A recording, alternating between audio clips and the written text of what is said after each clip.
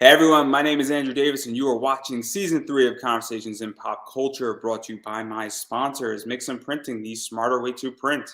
I know printing your creative project can be confusing and stressful, but Mixum is here to make it easy. From their instant quote calculator that lets you get as many quotes as you want for free to their 24-hour customer service support, Mixum is here to make sure your printing experience runs smoothly from start to finish. And right now, you can choose from a range of premium printing options and materials. And the company has also printed so many successful Kickstarter campaigns. A bunch of them you have even heard about on this very show. And they currently offer services in the United States, Canada, Australia, and the UK. And Mixum can print and reach your audience anywhere in the world. So if you're ready to print smarter, not harder, head over to Mixum.com. And right now, listeners of this show can drop my name, Andrew Davis, in the message tab of a good order to get a 5% discount on their first order. So that is Mixam.com. Again, type my name, Andrew Davis, in the message tab of your current order to receive a 5% discount on that order. Also, I have BCW Supplies, where you can get bags, boards, long boxes, and everything you need. They have some Zenescope stuff up there in the short boxes. And if you use Pop Anime Comics, you get 10% off your order. And when you're sending me a Kickstarter, I want my comics bagged and boarded. Please do it. It's important. If I'm paid $30 for a comic, I want it pristine. And the people who are watching, and in particular, somebody knows who they are. So, having said that, please use that code though and save yourself some money. Inflation's hitting. And I have a Redbubble t-shirt up. It's this bad boy right here. You can go pick that up. Links in the description as well.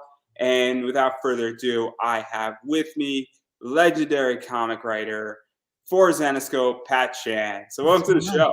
Hi, thanks for having me, man.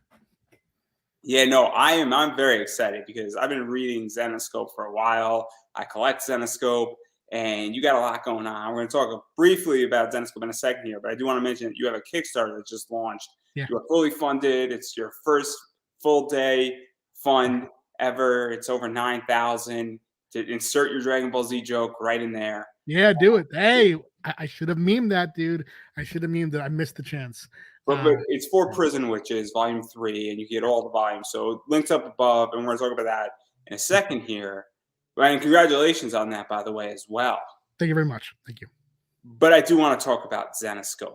Of course, let's do it all. Yeah, let's do it all. Because I'm a huge Zenescope fan, and there's only a little bit of Zenescope I want to talk about with you. And I want to talk about Robinhood, because you really have built out Robinhood as a character. And you've really laid down the foundation, and Robinhood is one of the major characters in Zenescope, one of the most popular characters. Yeah. So what was this like? Because you've really developed Robinhood, and you've worked on so many titles with Robinhood and all that stuff. Yeah, Robin, it was a journey. It was a multi-tiered journey. It was actually my first ever miniseries at Zenescope. At the time, I was new in comics. I had done one-shots here and there. I did Angel for IDW, some Zenescope stuff, some Big Dog Ink stuff. And I had done a few annuals, and they asked me what I thought about doing a female Robin Hood. And I was excited, dude. I always wanted to do a longer thing, a miniseries. And I got the outline. It was for issue 1 and a piece of issue 2, which was... It ended up being very different from what we actually did. Issue 1 was almost start to end what you saw. Issue 2 was where it went off. Issue 2 began to make it feel more like an issue of Grim Fairy Tales, where you brought Sela in. Sela was kind of like coaching Robin Hood, and I saw that and I liked it. But I asked if I could pitch my own direction and see if we could have it be a bit more true to the original, epic of Robin Hood, the poems. We brought in Will Starlet, Little John, all those characters, and made it about the rebellion and had that element into it.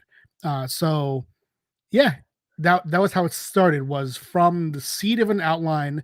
Me, Raven Gregory, Joe Brusher, Ralph Tedesco, we developed it together and asked, do we have to have this element? Can we bring in this?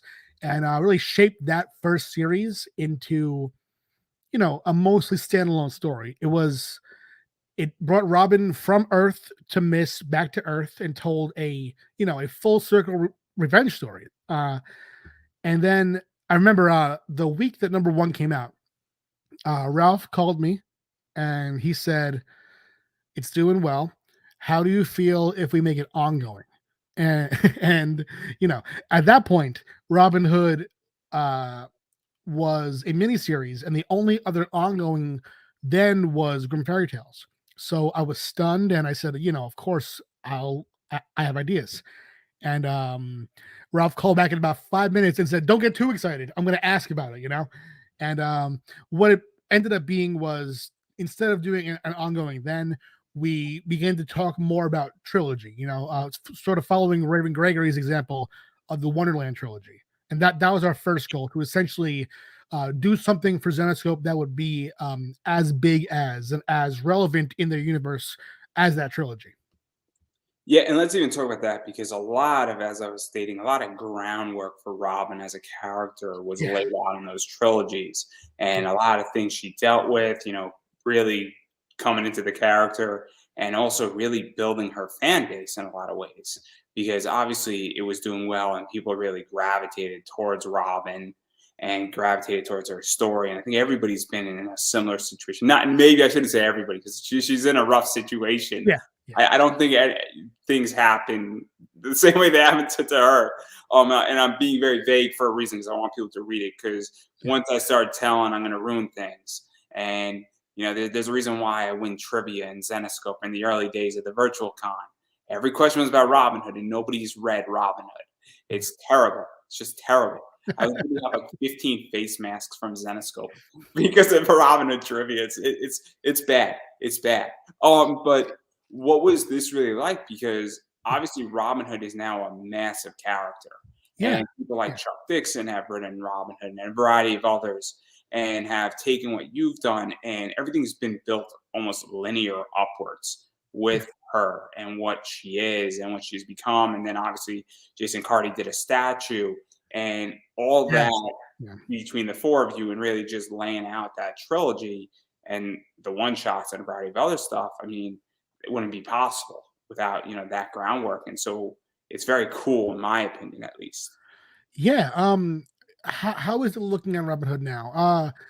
You know, it's it's kind of strange at first when you are, I spent so long writing Robin Hood, and I began to see, stories that were coming out featuring Robin Hood, and, under her title, that I wasn't really writing, wasn't in control of. And now it's been years, it's been, I think 2016 was my last Robin Hood story. So there's been so much going on with her title since then. There's been, Lou did I Love New York. Joe Brusher has his own run going on now with the one shots. Um, and yeah, how can I say this? It's cool to see. It's fun to see her stay a staple of Zenoscope, but I don't want to make it seem like it's surprising to me, because she was designed to do this. She was, when Ebas submitted his first cover, when we got the art germ for volume 2, there was always the plan in Zenoscope to make Robin and then Van Helsing. They knew that they had like dynamite. They knew that the design of the character and the story that we all came up with together was gonna be fire. Like there was no like real surprise there that she's still like one of their biggest icons, I guess. Who actually did surprise me though.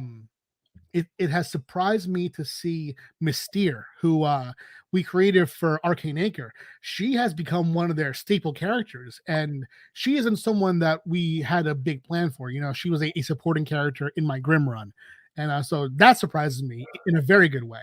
But Robin, I feel like they're doing it right. I feel like that's how it should be. She should remain their icon.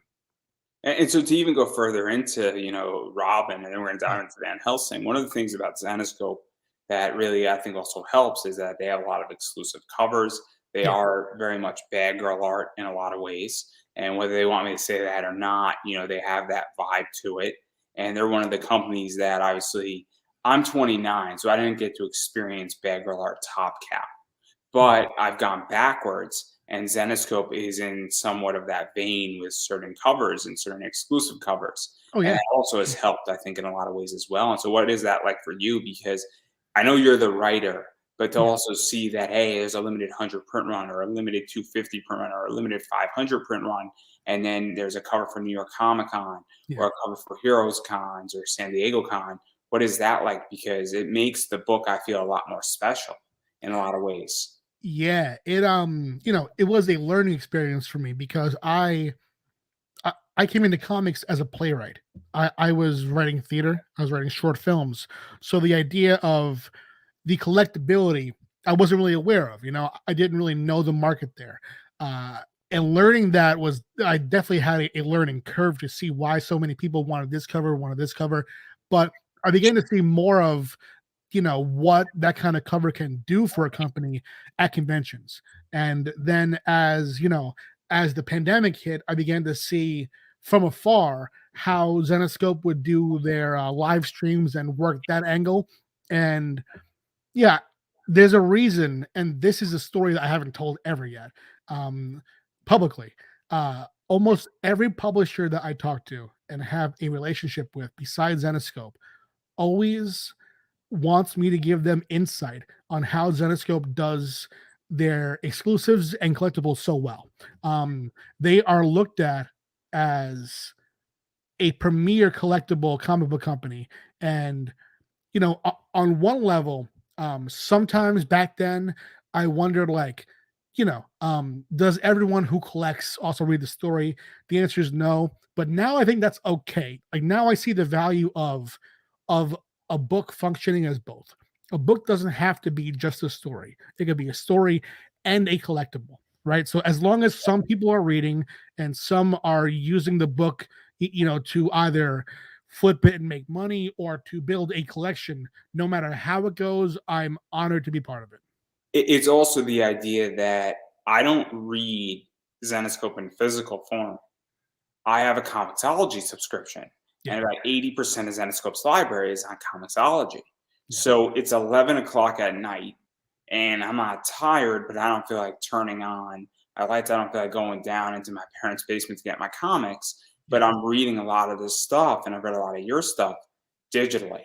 And that's something that's also changing, I feel, as well, where I know Zenoscope on a digital level. I don't know them on a physical level, but I collect them on a physical level. And it's a Yeah. very weird thing. And I don't know how to explain it to somebody where I know Zenoscope in two different formats, but I also have an iPad that has like a sick retina screen and it looks awesome Yeah. because I can actually see the color like almost popping off.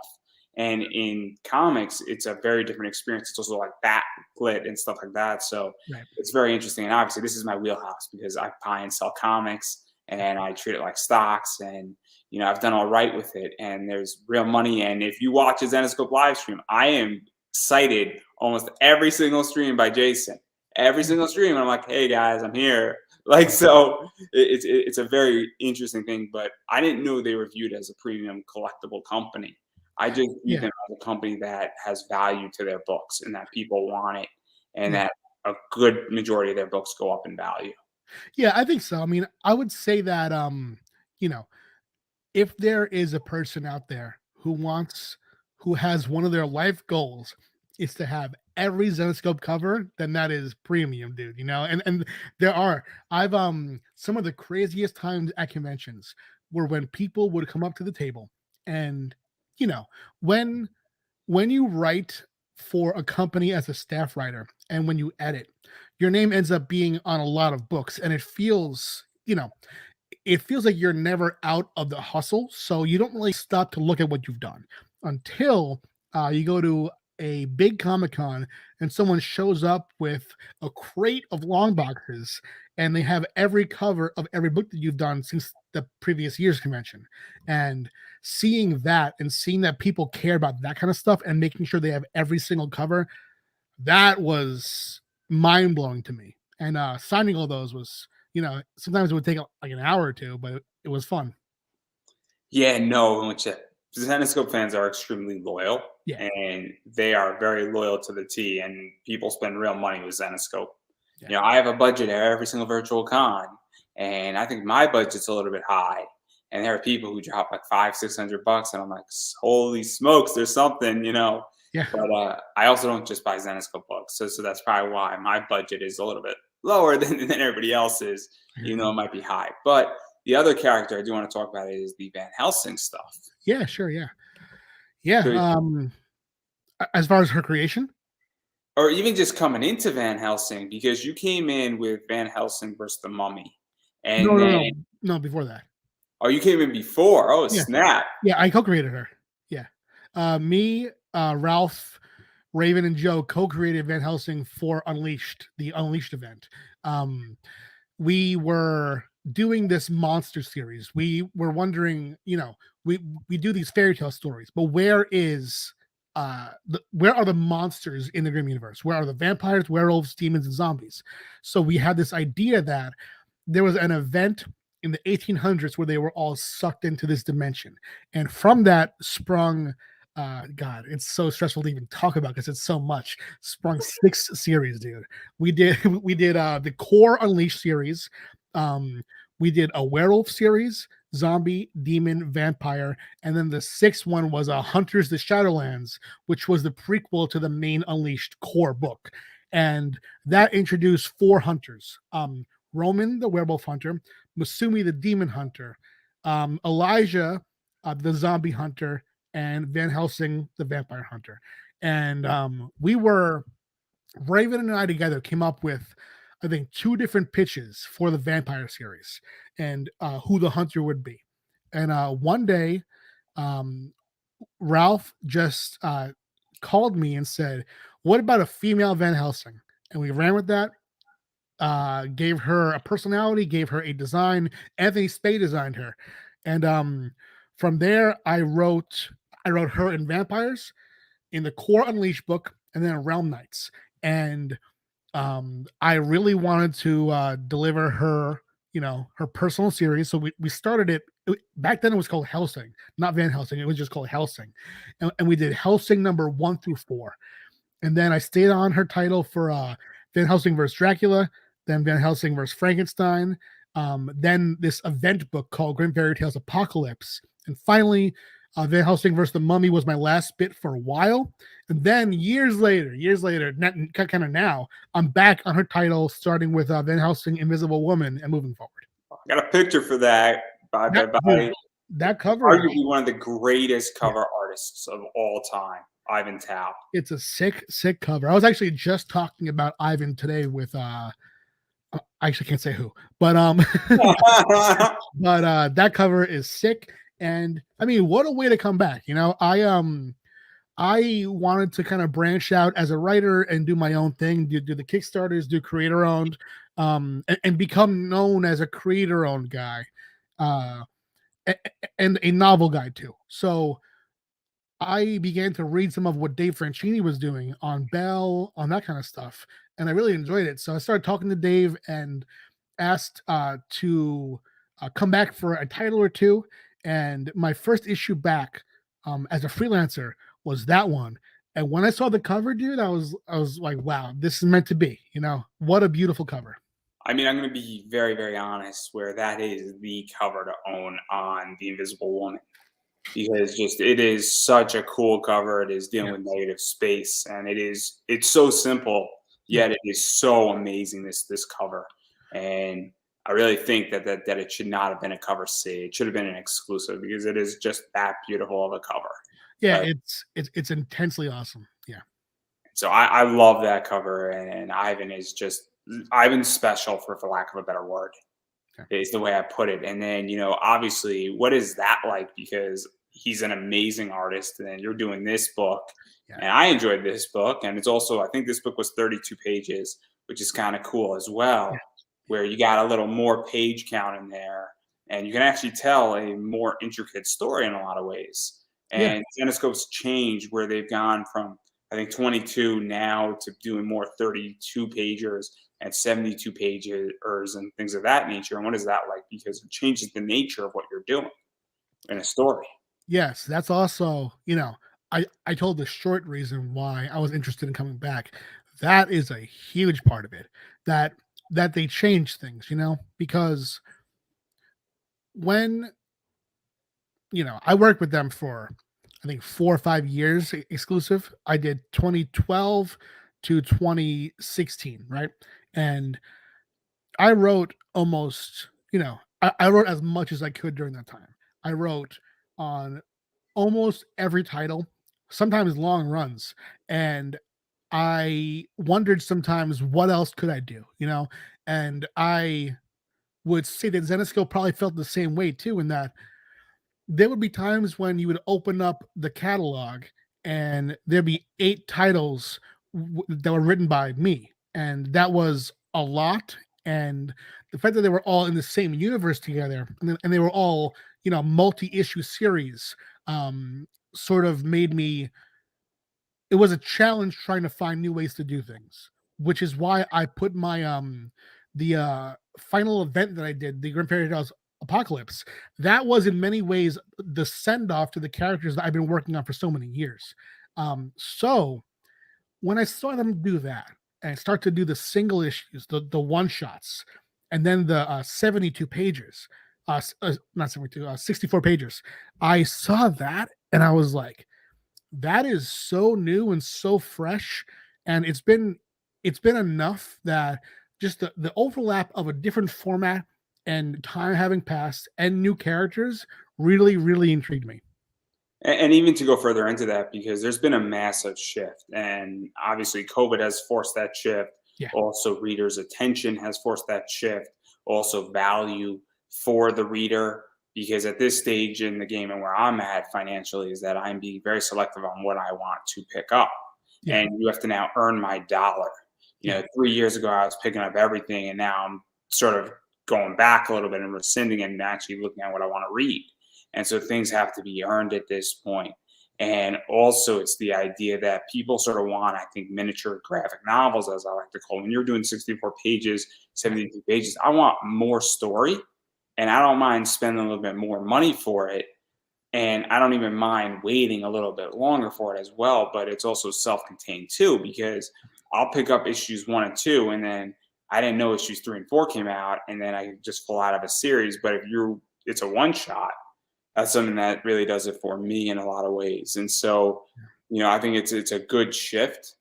And on top of the fact that other companies also are doing 24 pages at the same time, and it just makes it different. It makes it stand out to me a little bit. Yeah, it does. And the first super big, I mean, what do they call it, oversized 64 pager that I did was the Grim Tales of Terror Quarterly, I think it's called, and it was Death, Goddess of Death.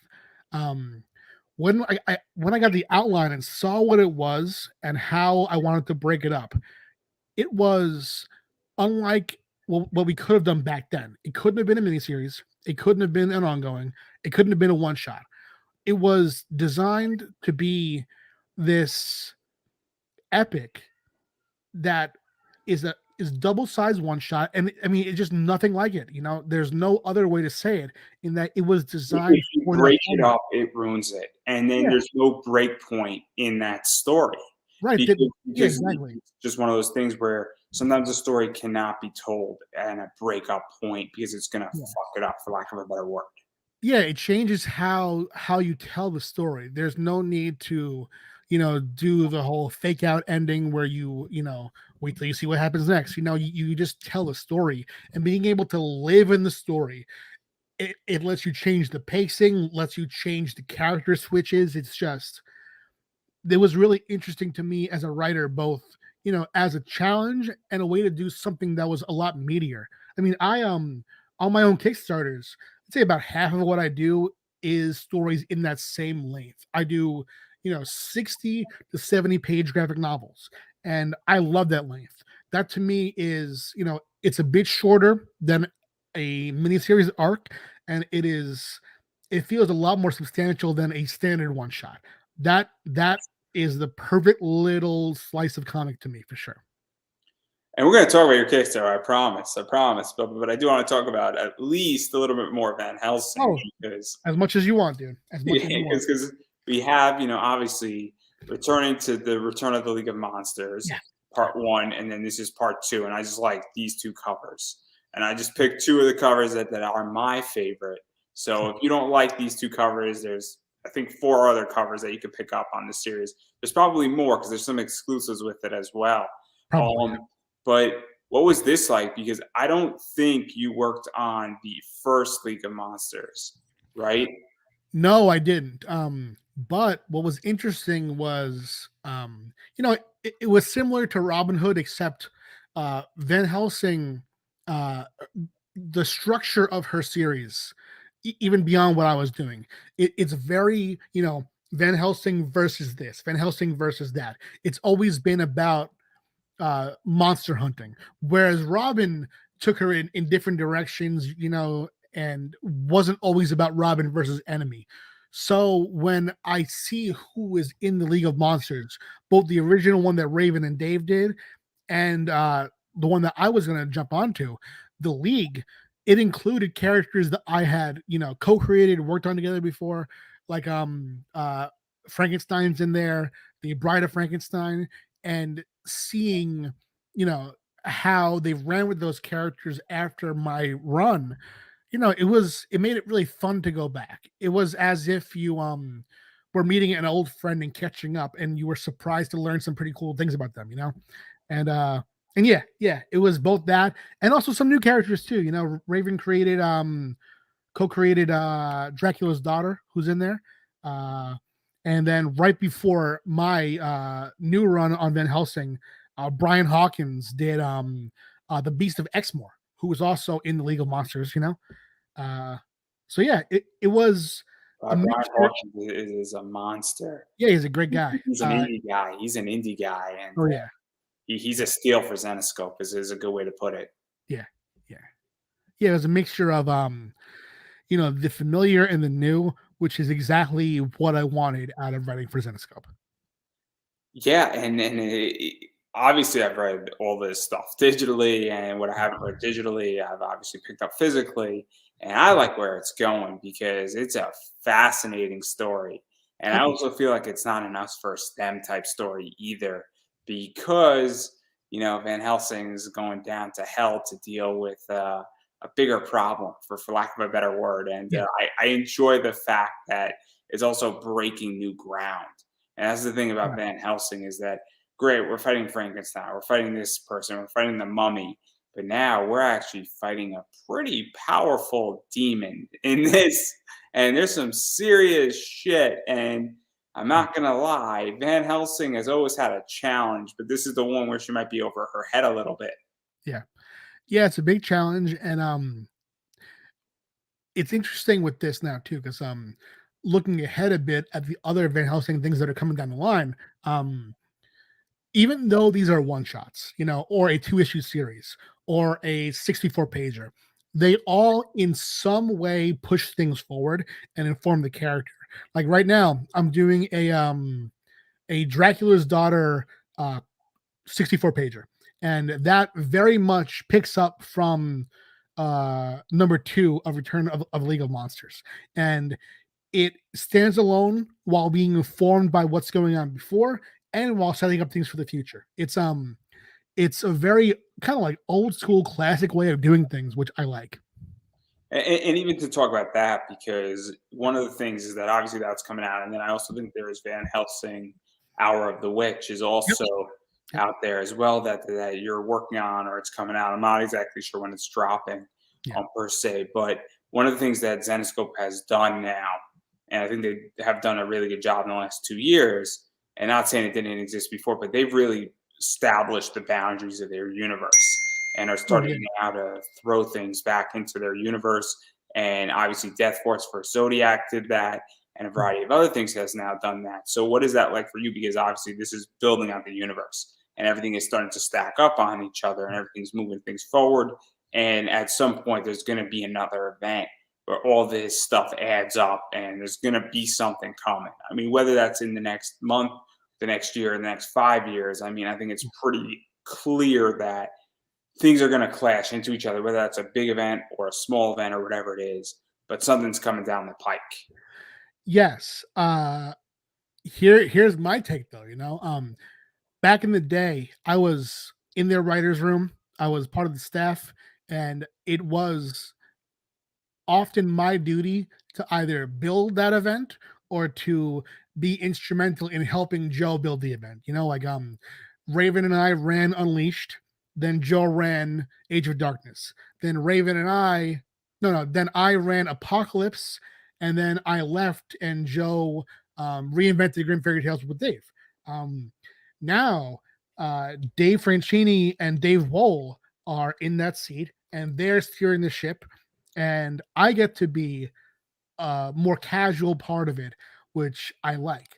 I like the idea of, now that I'm freelance, when a big story comes up and they let me take part in it and have me, write from the outlines or pitch an idea, that's fun. But I wouldn't be the guy who's doing like the big company event anymore, because I've had my, I had 2 runs at that, which was both fun and it's all consuming, dude. Unleashed was wild. It's a lot of pressure because if you mess it up, we're gonna be pissed.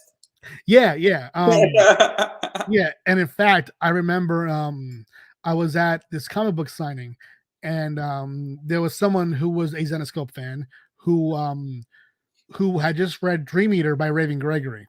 And what we did on Unleashed was very different from Dream Eater, but they were hassling me about Raven on Dream Eater and like asking me things like, why did he do this? Why did he do this? And I'm like, dude, I don't even know. Like, I'm working on our new stuff. Like, leave the past stuff behind. I personally, Dream Eater though was good. I thought that was before I came on board, Dream Eater was the foundational Grim Universe event. That was, I think, the first time where multiple titles led to the same epic conclusion, I think. And Unleash was really us taking that idea and saying, all right, we did that, or they did that. Now let's do that times 1,000, and that isn't my role anymore. And dude, God bless Dave and Dave, because that's quite a task, and they're definitely up to it though. Dave Franchini has been running ship there for a while now, and yeah, it's a very fun gig. Being like the head writer guy, I'd say that Dave is probably, beyond being publisher, I'd say he's probably writing or at least plotting most of their stuff. And yeah, it's quite a gig. It's quite a gig. Yeah, it's like booking a wrestling show. It's exactly like that. So there's a lot of stuff going on, and I'm sure you got plenty of stuff. And I'm not going to push you too hard on this. And I'm not even touching like a tenth of what you've done with Zenoscope. And you have a bunch of stuff that I thoroughly enjoy. Thank And you. Thank you know, there's like a million things you've done, but I do want to talk about Disney princesses because you you. a short thing on this, Yeah. and the only question is that who's your favorite? My favorite is Rapunzel. Gotta be Rapunzel. And I didn't ask for an explanation. no. I have a different little side story here. Is that I wrote so many scripts for that title that I don't even know which ones got made. I have no idea. I wrote, I think, like 12, and the company Joe Books went out of business. so and then Dark Horse picked it up and started doing it too. I don't know, but yeah, I love Rapunzel, dude. That's all good. We're not going to ask any more questions about it. You can keep that one to the grave if you so choose. That's for somebody else to ask about Disney, and I'm sure that we could go to the House of Mouse anytime we would like to. But I do want to talk about your other thing and how you did go indie and you and creator own, because you did something really cool with Destiny New York. Right. And that is a fascinating series. And there's a lot of stuff going on with this. I think there's 5+ volumes of it, and there's a lot of stuff that's surrounding it. So what was this like? Because this is the one that I sort of started knowing your name from outside of Zenoscope. Yeah, this was my first major Kickstarter, and it was, you know, I I actually had this conversation with Joe a little while back. Is that um when I was exclusive at Zenoscope, the idea was to build together, but the truth was the core of Zenoscope was always Ralph and Joe's vision. And I needed to set out and create my own vision and to do my own thing and to, you know, and that actually ends up helping me, I think, be a better writer, a better freelance writer for a company that's doing work for hire, because now that I have my own thing, I can zero in on what a company needs and not use it as like my end all be all, like magnum opus, like I have that with Destiny New York. That launched my Kickstarter career. I've since done 22 Kickstarters. I'm doing my 22nd right now. And yeah, it's about a world where magic is a real normal part of life, and it follows Logan McBride. She's a girl who had a prophecy made about her when she's young. She completes her destiny when she's just 13, and now she's entering her 30s trying to figure out life post destiny. What do I do next? What do I do now? Yeah, it's like it's a metaphor for the child star actor, and it sort of like takes the idea of the fantasy hero and how the story follows them to the epic conclusion and then it ends. My question is, but what next? How is their normal life after doing this big amazing thing? Yeah, and there's a lot of stuff and dealing with relationships, dealing with Yeah, consequences of relationships, and there's a lot of adult things that are in here, and it's one of those things where it's going to make you think. And I've read pieces of it. I haven't read all of it, but I've read the first two volumes, and there's a lot of stuff going on. And I read ahead, and I know the spoilers, so yeah, I'm sorry that I spoiled it for myself, but I had to do this interview, guys. I wanted to be prepared, yeah. Yeah, but even still, it's very interesting. And you mentioned something where obviously, what was this like? Because I run this show, Yeah. and I feel that since I run this show, that if somebody was to go hire me and a company said, "Hey, we want you to run a podcast promoting our company and do it that way," I feel like I can do that now because I don't have Yeah. to get my own. I can go and do somebody's, podcast on cryptocurrency, for instance, or on veteran issues. And I think that's something that a lot of creators don't understand is that when you are a work for hire, Yeah. it's different than owning your creation. Very And different. they're Yeah. different skills by nature. Yeah, and I think that some people doing both can help feed the other. That's the case for me. But yeah, it has been the joy of my career to create this book.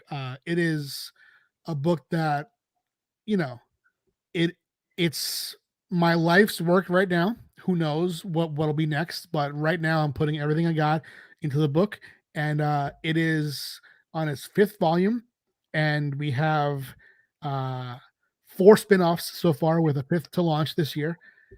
It is a little universe that we're building to get together.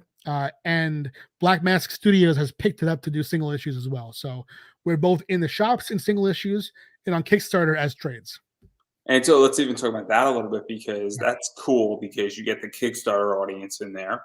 Yeah. And obviously, I understand that where I have friends who are now getting into shops, Yeah. and then you get the money from the shops, and you also get people who will never come onto a Kickstarter, and they don't trust Kickstarter, they don't get Kickstarter, and they just want to pick up their book every single month Right. in a shop. And so I see your book all the time in previews, you Yeah. know.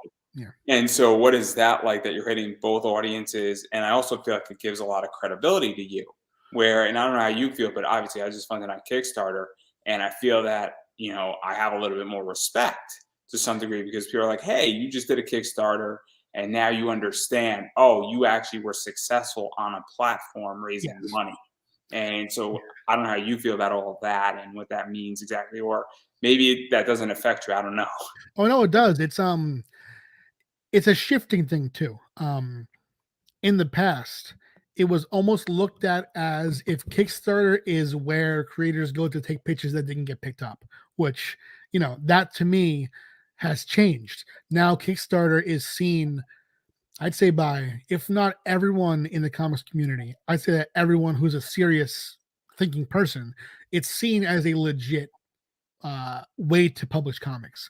All the comics that I took to Kickstarter, starting with Destiny New York, I pitched to Oni and IDW, and we had short conversations at IDW, and I didn't like the idea of continuing that pitch journey, because it was always like, talking about short series. It's gonna be a short series, and just changing things. The idea of it's too similar to this, so do this. I wanted to bring it to Kickstarter because I thought if it's good enough to succeed in this campaign, I can keep it going for as long as I want. I can make it a thing where no one can say, "Oh, this series is going to end at issue 10." No one can say you have to wrap it up by this point. I'm going to keep going as long as people keep reading it until I'm done. When I come to my end, I can finish it, and that's that showed me that it succeeded and that it continues to grow. That showed me that Kickstarter isn't where I should take the failed pitches. Kickstarter is where I should take my most valuable ideas. That's the place to really thrive. And I've taken that with me, and yeah, it does also help that it's in the DM. Being in comic shops reaches, frankly, a different audience. There's some overlap between Kickstarter and the comic shop, but like you said, there are people who shop in Kickstarter who are not going to be in the shop.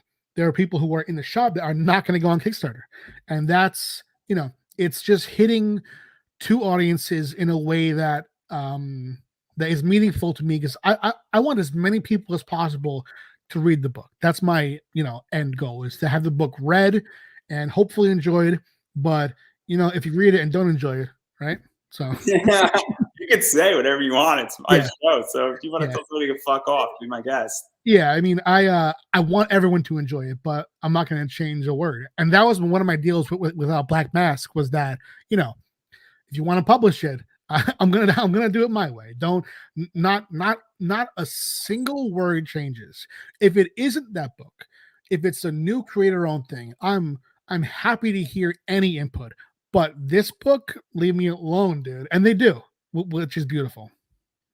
Yeah, and obviously you're doing something special with this book, and that's kind of how I know you outside of Zenoscope, where Yeah, I don't know you from IDW, I don't know you from other things, but I know this book because I've seen it all over the place.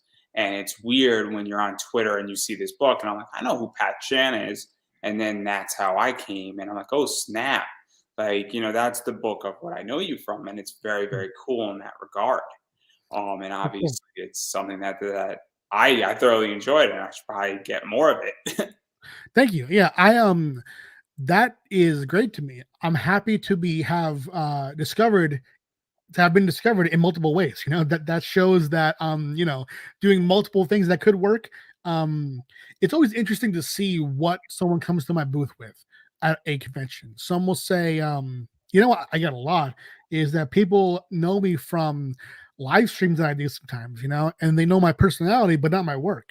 Or some people will know me from my Marvel novels.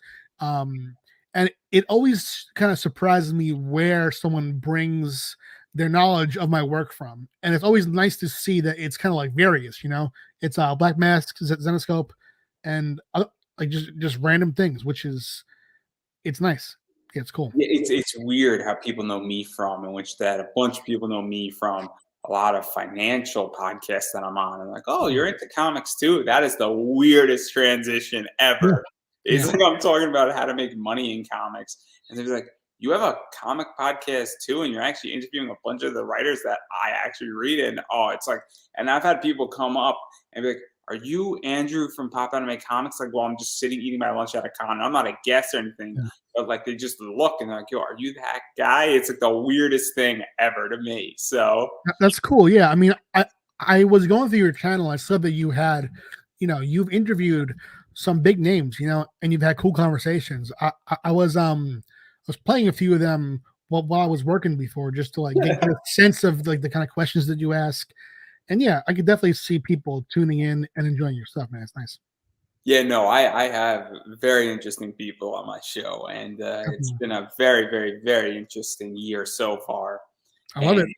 on my other show, it's even more interesting who I've had on.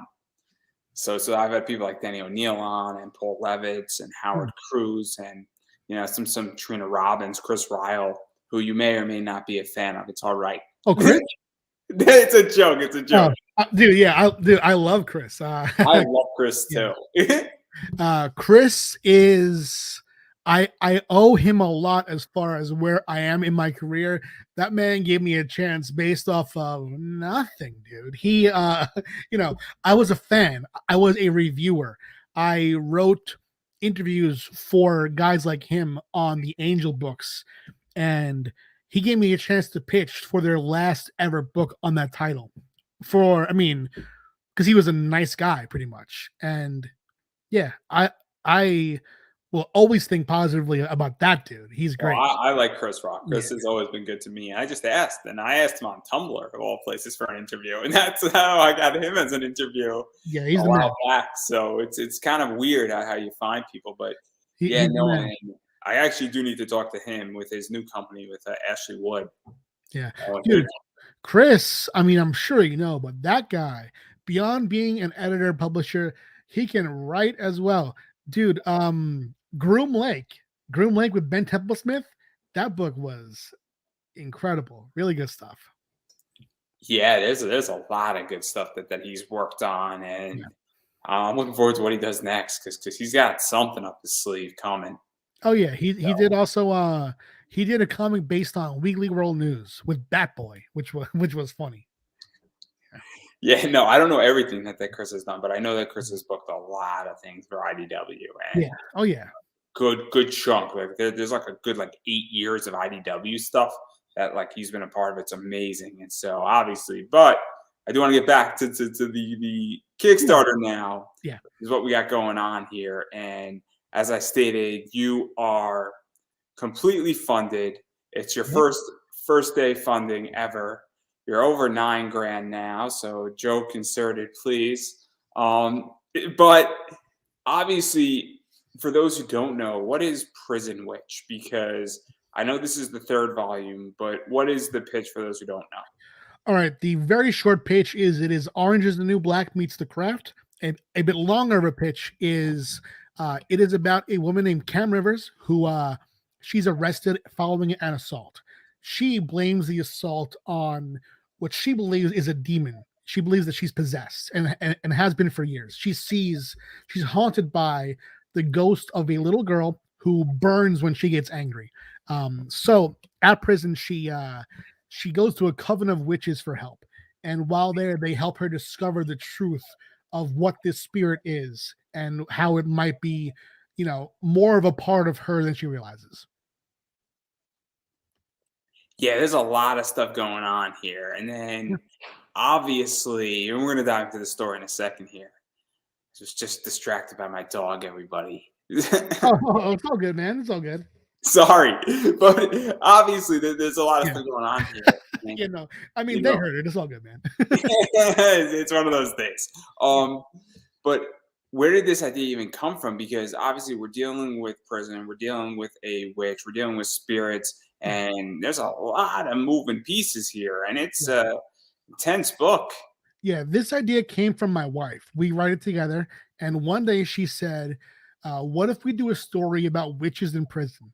And I thought about it, and I said, "Prison witch, let's go," And and from that point on, we developed it together, mostly in text. I remember Amy would text me an idea for a character, like she made up Rizzo, who is the coven leader. She's a green witch, and I texted back, how about Cat Lady? She is someone who she's an animal rights activist who went to a kill shelter and shot it up, and she's one of the characters now too. And We'll talk all about this. This is fucking awesome. yeah, so we were texting that way and figuring out who the cast was, and then things that happened via text. Amy would be working, I would be driving, texting while driving, and and I would just shoot an idea to her, and she would shoot one back, and that was the genesis of Prison Witch. But don't text and drive. Text at the stoplight. So let's even talk about this because there's a lot of shit going on here in this book. And so there's a lot of stuff going on with Cam Rivers, Yeah. who is sort of the main character. She's got the spirit Namba or Namba. I'm not No, too yeah, sure. yeah. And so obviously, what was this like building her out? Because she's got sort of guilt for having this. She's also confused for Yeah. having this spirit. Bad things happen. She feels sort of cursed for having this spirit. And then something happens and she's sent to prison. Right. And well, now she's thrown into a whole disastrous position in Yeah. prison and shit's going down. And a lot of moving pieces here with her. So what was this like really building her and getting her acquainted and Right. also meeting people sort of? Yeah. The idea of Cam comes from looking at life, how when things happen to us, it's so easy to blame something external, right? It's so easy to say, this happened to me in my life because of this. I'm this way because of this. This thing that I did is because of this. The idea of Cam is looking at someone who has a major problem and putting her on a journey to realize that this is her doing and what that means for her. What is it like? Can you find peace through admitting that you might be responsible for the worst aspects of your life? And that's it. That's Cam's story, this radical self-acceptance and, forgiveness of self by accepting your own flaws, and instead of rejecting them and nurturing yourself. Yeah, and then obviously, it's one of those things in prison. And I'm a huge Larry Lawton fan, and he has a great YouTube channel. And I'm not being paid or anything. I just really like the way he talks, and he's Yeah, like one of like America's top jewel thieves. Really interesting guy. It'd be fascinating to have a conversation with him. But he talks a lot about prison life, and obviously Cam gets acquainted with that, and then she meets all of these interesting women. right, Obviously you have Cat Lady, who you were mentioning up, who's an animal activist slash right, mass murderer. right. And Yeah. sweet, sweet lady, apparently. Who knew? I think so. As long as you're not hurting an animal, you're good. That's what I'm saying. That's what I'm saying. So what was that like building her out, and also just even coming up with that concept? Because you were telling the story about how you just came up with it, but like it's such an interesting, I guess, foil where she loves her animals, but if you Yeah. fuck with them, it's shotgun time. Yeah, I like characters with duality where there is if you look at them if you look at them in one way, you can say, "Oh, she did this horrible thing. This person is horrible because of this." I like the idea of introducing someone who does, something quote unquote unforgivable and developing them in a way that it doesn't negate their negative qualities, but it adds nuance. There's I mean, it's not even just in stories now. There's a trend where we don't see people as people. We don't see people as nuanced beings. We on social media will look at someone as the sum of the worst things they've ever done or said. And to me, that's immoral, right? So my idea was to introduce a cast of characters who are in prison, some of them for, probably a good reason, some who might not be in prison for a good reason, some who might not deserve to be there. And telling their stories in the same way, having the same respect for the story of someone who might, Cat Lady, is it safe for her to be in society? Probably not. But I think that her story is interesting to tell, and that someone like that who has done something horrible shouldn't be written off. We should have those stories told, and we should accept the we have this tendency to see people as monsters, but people aren't monsters. It's scarier when someone who we see as a monster is actually a person. That's scarier to me. It's very easy to vilify the enemy and then dehumanize them, because then you Yeah, can take them out. It's a weird concept, yeah, and some people don't understand that concept. That if I don't view if I don't view something as another human, I can act differently towards it. I don't yeah, act the same way to my dog that I act to my parents. And I love my dog, and don't get me wrong, everybody, but it's a very, very different thing because I see my parents as people. But if somebody goes so far, it's the idea that if the second I stop seeing somebody as a person, I could scream at them, I could yell at them, I could, yeah. hurt them because Yeah. now they're not. going to bleed the same way. It's a very interesting philosophical thought. Yeah, but I will say this though. I do have, I wouldn't do what she did. I have a bit of cat lady in me though, in that say, you know, Raven Gregory is one of my best friends in the world, dude. I love Raven. Oh, I But love Raven too, but but if that motherfucker was hanging from a cliff and so was the cat who was here before, you know, cat's got to be saved first, dude. It's my responsibility, And I love Raven. I love Raven. you But should text him that he needs some stand up. yeah, Help. dude, I will say, even though this is like my interview here, you're asking me questions. I want to just take a little slice of time, if it's cool, for Raven Gregory, and just say that dude did something that it's unimaginably hard for me. He went on stage and did a comedy bit, and I'm so fucking proud of that bitch ass motherfucker. To do that, that takes guts, it takes balls. And to me, even though I'm more of a G, he'll always be a G in my eyes for doing that. He is amazing to me. Yeah, no. I thoroughly enjoy Raven, and Yeah, my with man. Karis, it's amazing what he did with Karis. And if you haven't seen my interview with Raven, Yeah. I'm pretty intoxicated Oh during yeah. that interview. It's one of the only interviews where I'm drunk. Raven is something. I don't know what Raven is, unless it's just Yeah. normal Raven. And it's a fascinating interview about talking about real Yeah. issues and real components and real understanding and a variety of other things that exist. So very, very cool interview, and Yeah. gives a lot of insight into me and him. I could imagine. I mean, I've done 2 podcasts with Raven, and by the end of it, you already know. He it's he puts you on quite a journey. Raven Oh, does. I knew where we were going, and Yeah. yeah, I recommend people listen to that interview because it's up there. It's up. Yeah. It's early season 1, I think, I'm or gonna maybe watch it. early season 2. It's one of the either or, and a real interesting discussion about life and about people and about loss, and very, very fascinating. And you cannot have the same opinion of me after that interview. Yeah. It is impossible because what I'm talking about and the conversation is just the way it is. I'm gonna watch it for sure, And man. you have a Yeah. new respect for me and everything that I've been through. So that's all I'm going to say. And if you saw my interview with Travis and that show, well, you need to have a new respect for me. So having said that, but yeah, no, it's very cool, and I don't know if I could do that. But then again, I stand on crutches, so it's real proud for me to do stand up comedy. Oh boy. Yeah, yeah, he I watched his set and I was like, that's my dude right there. He yeah, really cool. Really cool.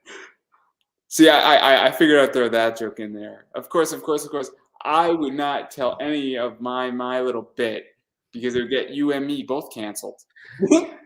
Yeah, I mean, dude, I'm not being canceled. So if you want to go off, I'll just sit here and listen to you. But I have sponsorship money and I have Kickstarter money on the line right now. I hear you. So, and I need that money badly. Oh, I hear you, man.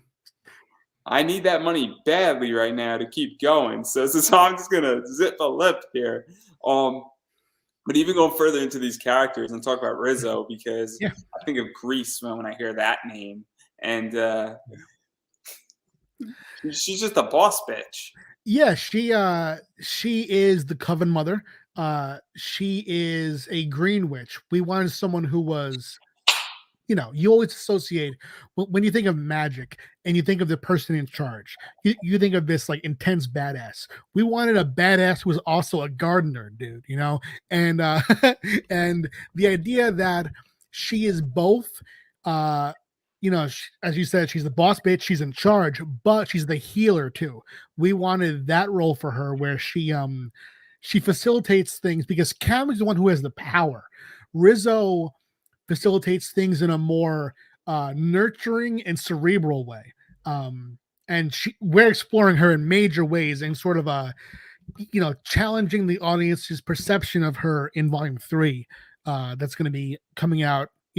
It's on Kickstarter now. It's going to be shipping next year. Right.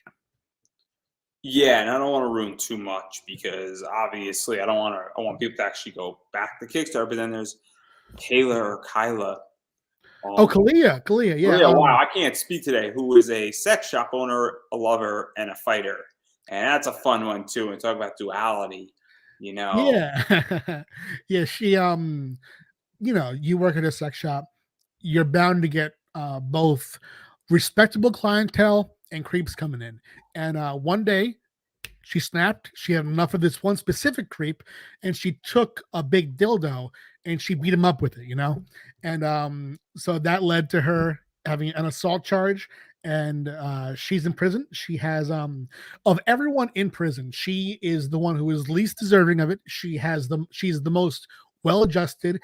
Even in prison, she has a healthy relationship. She is a highly functioning member of society who is unfairly kept here, and we explore some of that for sure with her, and how she of all the characters is the one who should be on the outside and is going to be functioning quite well, but when she actually does get out, if she gets out. yeah, we don't know what's going to happen. I mean, there's some crazy stuff going on. Obviously, volume one of this sort of deals with them all getting adjusted and knowing each other. Yeah, Volume two is dealing with an enemy witch who is not on this covenant side. And right, then right, volume three is dealing with the complete, I guess, consequences of what just happened and then some other right, things. And the prison is in uproar, for lack of a better word. right. Yeah, it brings it all full circle and completes the story. Yeah, And so obviously there's a lot of stuff going on. But one of the things that I think is super interesting is that obviously it's the prison environment. You're dealing with yeah, all the social commentary of prison, who should be in there, who shouldn't be, what is it like to have a long stay in the joint, what is it like to have letters, which means life or pretty right. close to life.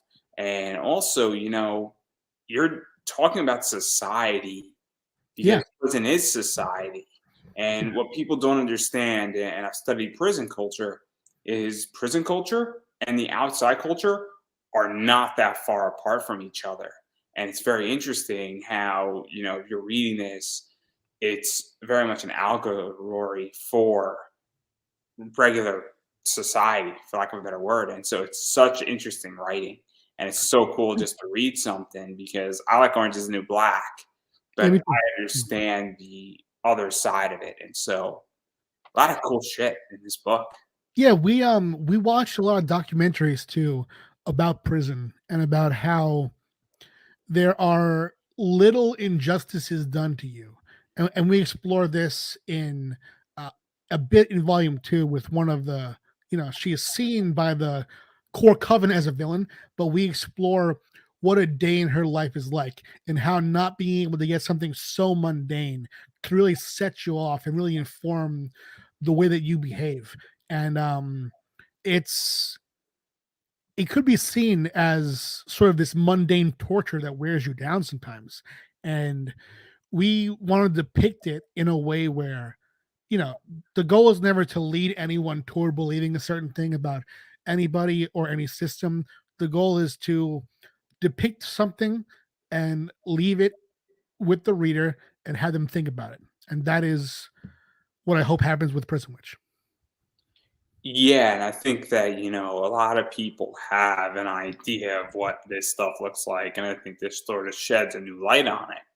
And Yeah. it's very interesting. And even to go off of that, because one of the things on Kickstarter is that there is now starting to become a lot more diversity in stories Yeah. in comics and in particular in Kickstarter. And I'm looking at diversity and I'm looking at a lot of different books saying, what is a different story? What is a different way to look at something? Because I've read every apocalypse story out there. I've read every cyberpunk story.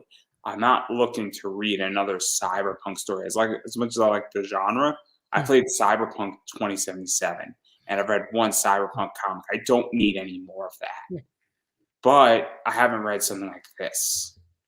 And Yeah. so Yeah. that's something that I think people are really gravitating towards saying, this is interesting and this is different. Maybe I'll like it, maybe I won't, but I'm willing to try it. Right. And that's why I've done a lot of work in various genres. Um, My goal with my creator-owned stuff is to introduce a concept that would appeal to a fan of that kind of story, and then deliver that subtext, right? Like Destiny New York, it is at its core what you see. It's a magical romance, right? What it really is, though, it is me wondering for thousands of pages what it means to accept that we all die, and to really try to live with the idea of death and explore in every way possible. How Makes you that, make me depressed now. well, yeah, but Yeah. it could be depressing, but I want to do it too in a way where it shows not only the fear and the sadness, but the grace of it all too. You know, when you sort of when you accept the idea that everything is going to end, and what's next, if anything, is a mystery. So So I've that used enriches the daily life. That makes every day something that you want to invest in, and that's part of the core of Destiny New York. It's much more, to me, it's more question than it is answer. So I view Destiny, and I've only read 2 volumes of it, where what happens when you asked a bunch of questions and then you've run out of answers. That's how I viewed it. Where there's a famous quote in House by 13, where House is looking for a bunch of answers, and 13 says, "When you run out of answers, what happens?" Yeah, And meaning that there's still more questions, and that she's testing and pushing House and saying, you're living that once you have all the answers, you're not gonna have a reason to live anymore. yeah, And and I think 13 is saying, well, you find a bunch of new questions to ask. And that's how I view Destiny New York in a lot of ways, where it's this idea saying, okay, what questions? I got 10 answers for all my things that I wanted to know. What are the next 10 questions? And yeah, so yeah. I viewed it slightly different, but obviously that I have a different interpretation, and I haven't read the other 3 volumes, so that might be why. And Yeah, that it really it does. Volume one is a fun love story with fantasy elements. Volume two pushes it more toward, what it's going to be. Uh, it does very much become a different book as we go along, and that was always the intention, is to use Logan, who is the core character. She is the lead.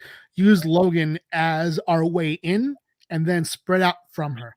I want it so anyone that she interacts with, even passes by, we could follow them and see what their life is like, and explore the themes of the book through them as well. There's a scene in not chapter, in volume one, where she has had this character, Augustine, who is her coworker at the coffee shop, right? Um, for the first few times that we see him as, oh, he's her friend.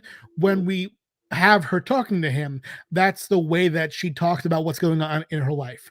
And I don't ever want to do that. So as soon as I was like, all right, we've done that 3 times. Now this time, instead of following her home, we follow him home, and see what's good with him, and bring his life into it. And from that point on, I wanted to do that with everybody, and to bring everyone, every supporting character then becomes the main character, and have it that way, and explore these ideas through the entire cast. So we have a different take on it in every chapter. no, it's beautiful, and it's a real writing skill, and I'm pissed that I can't write as well as you do. So Yeah, well, I mean, thank you very much. It's been a lot of practice, a lot of work and time. I'm now corrupted as a writer because I know how to write governmentally and I know how to write interviews, and that is like the antithesis of creative writing, right? By definition, where knowing how to write a governmental report is an amazing skill, Mm, but it is legitly not creative writing. It I hear is you. understanding how to write something in 4 sentences that is, and then that should be written in 400 pages is the Right. essential. Yeah. I used to write what are known as general provision reports. So I would take about maybe 300 pages of research and condense it down into 5 pages. God damn, that's crazy. Real skill, real skill. I was making good money doing it too. When you're making like 25, $30 an hour doing that, it's not bad. Bad at 40 all. hours a week, it's a pretty damn good salary. Um, Nice. and nobody's yelling at me, and it's nice. And I have a nice quiet office, listen to music all day. It's wonderful. I Yeah. wish I I still mean, had. yeah, it's fun to not be yelled at. That's for sure. Yeah, oh, it's amazing. It's my standards are so low, guys. My standards are so low. Don't yell at me. Just have some tea in the office. I could come in at 8 in the morning or 9 in the morning. As long as I get my 8 hours in, my standards are low. Have like a plug to plug in my phone charger. I mean, my standards are minimal, minimal. Yeah, I mean, even in what I do, there's yelling. There's yelling in what I do. I actually just had a conversation with Raven 2 days ago. I reread what he did on the Dracula's Daughter miniseries, and I called him, and I was like, "Bitch, you killed the characters that I created so disrespectfully," and but yeah, it's all jokes though. The only person I've yelled at in comics is my good friend Larry Watts, who drew Robinhood. I was so sad that he couldn't stay on to do the ongoing series. He started and did issue number 1, and then when 2 came, he didn't have time for it.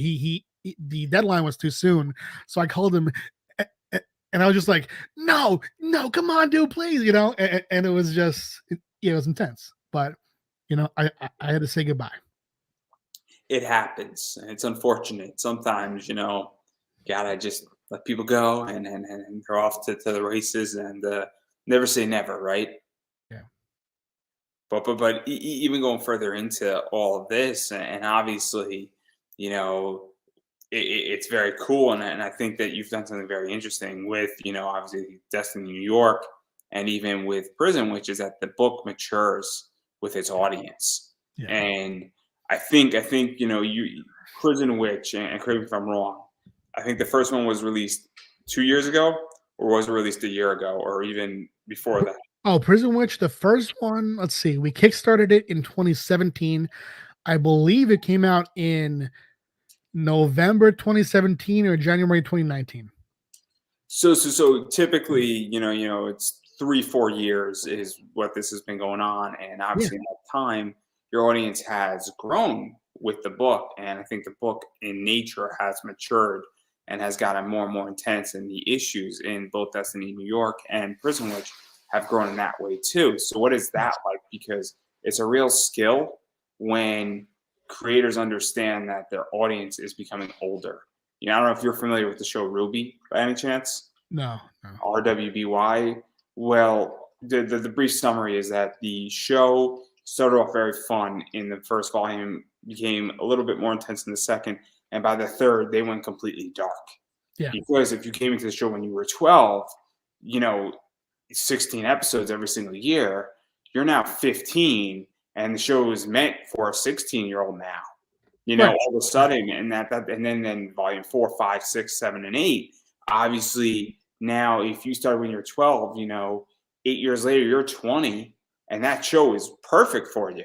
Yeah. And it's a real cool thing because nobody's aging out of that show, and Yes. it's a very cool thing when that occurs. Yeah, it's a very emotional experience because we have our cast spans multiple ages. We have a cast who start the series in high school, and we have a part of the cast that starts the series in their late 20s. So as we develop, we see the various cast members aging in different ways and entering in different phases of their lives. And it has been emotional to realize, wow, we've carried this character through an arc and they came out different. And I mean, in Destiny New York, the character Joel Rowlands, he started as a Harry Potter parody. He was created as a joke. And the challenge in making him a character and giving him an intense arc that was rewarding and tragic and that made him human when he started as a bit was really rewarding. And that is, that long-term storytelling is what I've always loved. And I feel lucky that the book has been supported in a way that allows me to do that. That allows me to tell a story that goes beyond a volume 1 and arc 1 and issue 5, and just tell thousands of pages of comics. And it's been great. It's been great. Yeah, and I think very few people get to do that, and also very few people get to do it on their terms, which Yeah. is something that is really cool. It's one of the things is that what my show and what I think people don't understand, and I'm very grateful for it, is that, and oddly enough, all the people who bought spots and guaranteed spots, I would say 98% of them are really, really good quality people. And it's weird where a lot of people who bought spots are really good and they have really interesting projects. But I'm also now starting to define my own terms in a lot of ways and saying, hey, who do I want on my show? Why do I want on my show? And things of that nature. And I get asked all the time, and nothing personal against anybody. I'm not trying to sound like an asshole, but it's my show and you need to be of a certain quality, or you need to have a certain project, or your project needs to be different than everybody else's project out there.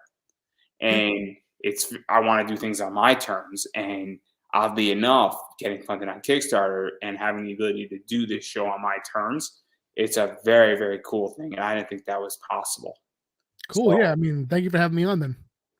yeah, no, I was happy to have you on because a lot of the people this year, I'm doing about 150 to 160 interviews, and there's about 40 spots that are picked up. So about 75% of this show is my choice. Yeah. Completely my choice. And so that's one of the things that I'm figuring out is that I want to pick the best of the best who I think are good and who deserve to be on and who are doing interesting things in comics. And it's something that I think people don't figure out, is that doing something on your terms is so much cooler and so much more important than doing something on somebody else's terms. And if somebody said, Andrew, do you want to write Batman? The answer is yes, of course. If DC came to you and said, do you want to do 6 issues on Batman? The answer is of course. Yeah. But it's the idea that whenever I want to write a story, I want to write my story. Yeah. But I'll write Batman too. So yeah. Yeah, that's how I feel about working for other companies. Like right now, this week, when I'm having this creator-owned Kickstarter, at the same time, I'm also doing work for hire. And that is, it's part of paying the bills. And it's also fun. I enjoy it. If I didn't enjoy it, I would figure out something else. But I think that balance of creator-owned and work for hire, it isn't for everyone, but for me, I really enjoy it. And also, some of the work for hire, like Zenescope, is a blast to do, and it's just a cool company to work for, and it's also really respectable. And also, that cover art is amazing, and it's one of those things where that like Ivan Tow's on the cover for you, or you've had all these books that have exclusives. You wrote one of my favorite comic books by Elias Chazudis, did the cover of Firefight Sexy Samantha. And yeah. yeah, right. You know the book I'm talking about. Yeah. She's in front of the Flatiron building. She's got her like pink thongs up and the fire straps. It's great. Oh, it's funny. Yeah. I have a dirty mind. Okay. I actually had him do a commission of Van Helsing in that same style for me, and it came back as a 9.8 graded. Oh, nice. That's great. That's awesome. It's an awesome picture, but I think he took it down on Instagram, and I don't know why he did such a thing. I mean, it might have gotten flagged, That could have been it too. Yeah. Instagram can be wild like that. I mean, it wasn't nudity. It was pushing the line, though. Yeah, sometimes they just don't like, like tit, just, I mean, what they flag, they have that system that like scans for shapes, and if something looks like a bit too titty, they'll be like, nah, no, gotta pull it. I'm surprised Steph Wilson is still allowed on Instagram. Oh yeah? I don't know if you know who Steph Wilson is. Nah. Oh my God, I'm gonna show you Steph Wilson's Instagram after this fact, and you're gonna be so shocked, and you're gonna want to cover for him on your next project. Nice. Oh, he's great. He was just on my show. He's like new school pinup style to the max. It's like Betty Boop softcore porn, like pinup style. It's amazing. It's amazing. But yeah, this is like the greatest tangent ever because I wanted to talk about rewards with your Kickstarter. Yeah. So you got digital books. Obviously, you get this book digitally pretty cheaply. I think it's like $10. You get the catch up pack. Wow, I can't speak. The catch up packet or catch up, not It the sounds so close to catch a packet. You know what I'm saying? A packet of catch-up. exactly. It's funny. It just played back in my head. You can get all digitally caught up for like $30. Right. There's the paperback, which is right here. Yes. And then there's this one right here, which is the variant, which is pretty cool. Yeah, So, that is a Jen St. Ange variant. She's doing my company Space Between Entertainment. Every Kickstarter that we do will have a Jen's Gems variant. That's her brand for our campaigns this year. Starting in here, there'll be 6 total. That is her first one. and I think Jen has worked on a bunch of stuff like Gem and the Misfits, IDW, and Yeah, I don't know all of her work, but there's a lot. definitely one of my favorites for sure. She is an incredible talent. And so obviously I think it's very cool because I think people don't do trade paperback or hardcover variants, and I think that's nice, especially on a Kickstarter, because it makes it different. Yeah, and I keep it low too. You know, I don't because the single issue market is where the collectible variants are. So as far as doing a different cover on here, I keep it very close to the same price as the standard, just so anyone who wants the cover can get it. I'm not trying to make anything super limited. I just want multiple options. And also, if you want both, there's a tier for that too. Yeah, and then there's also, as I was saying, a Yeah, complete digital right. thing. Obviously, there's a book plate so that you could sign it, That's or right. you can get a pin with the book. There's some prints. There's this art thing. Yeah. And then there's this one as well, and so that's cool for people who want that stuff with their books. Yeah. And then there's some other cool stuff where obviously there's a bunch of combo deals where Yes. you can get everything digital, you get both books, you get I think the pin, you can get a bit of everything, and most of this stuff is relatively affordable. Oh yeah, we keep it low. You know, in the past, I would do these bigger, grander tiers with multiple, prints and pins and just these expensive tiers. And the more I thought, I was like, no, I want to give something for the completionist that they can get everything in one fell swoop and not, spend a whole paycheck. Yeah, because one of the things that's a gripe for me, and I don't know if it's for you, and I haven't backed all that many Kickstarters. I think I've backed like 38, maybe 40 at this point. Is at a certain point, I run out of money, and Yeah, at a certain point, I don't want to spend all my discretionary income on one Kickstarter, but I still want value. And I feel that there's a concept where you could drain somebody completely bone dry. And then if you're going to run another Kickstarter in 2 months from now, if you drain me bone dry the first time, I might not have money in the coffer for the second one. It's kind of like, yeah, you could milk the cow and you can milk the cow every other day, or you could kill the cow and get your complete money out of the cow, but the cow's not going to produce you milk anymore because it's dead. And there's a concept, I think, where some people in Kickstarter feel like they don't get that. Like with my Kickstarter, I'm running once a year. Maybe I'm going to run twice a year at some point, but my tiers are really low for the most part. yeah, So yeah. I'm not trying to kill my customer. And I think it's a problem. Right. And yeah, that's, it's been a learning curve for me too. I used to charge more too to get drawn into the book. But now, since I've found that it's a bit easier to do and just to plan, I charge way less, and I more want to reward the repeat reader than I do just really just, hit someone hard with a crazy expensive tier. Even if it has a bunch of stuff, I would rather deliver a more concise reward that's affordable consistently than just do this one big hit. Yeah, and I also think it's the idea that if you're running a bunch of campaigns, and I think you're running at least 6 this year, Yeah. you want repeat customers. Oh yeah. And Yeah. if you completely drain somebody dry, Right. as I was stating, if I was to run a Kickstarter every single month and charging $50 for an interview, somebody might jump on it the first time, but there might be a point where they're like, I need another interview, but I'm bone dry now. Yeah, And I'm in that situation where I am definitely being selective on Kickstarter. And I haven't had a Kickstarter that has completely run me bone dry, but at the right. same time, money can only go so far, I feel. Oh, it's true. Yeah, it's true.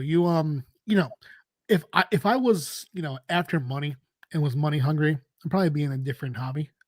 There is money in comics, but I my main goal is to deliver meaningful stories and to, of course I want to make a living off of it. But number one, the reason I chose not even just comics, but to write for a living is to tell stories that matter to people as much as they matter to me. And I think that treating repeat readers with respect and with, I mean, number one, communication, especially on Kickstarter, it is key. This is something that more creators should listen to. It is key to communicate. If you're going to be late, which, I mean, with everything going on right now, books are idling at port for months. So it's less a matter of if you're going to be late versus if you print overseas when you're going to be late. Just communicate. Mhm. Personally, my choice is I'll do no matter what's going on in the campaign, no matter how much or how little I have to say, I do a monthly update. And if there's more to share, they'll get a second hit. But no matter what, at least every campaign that's active will hear from me monthly, no matter what.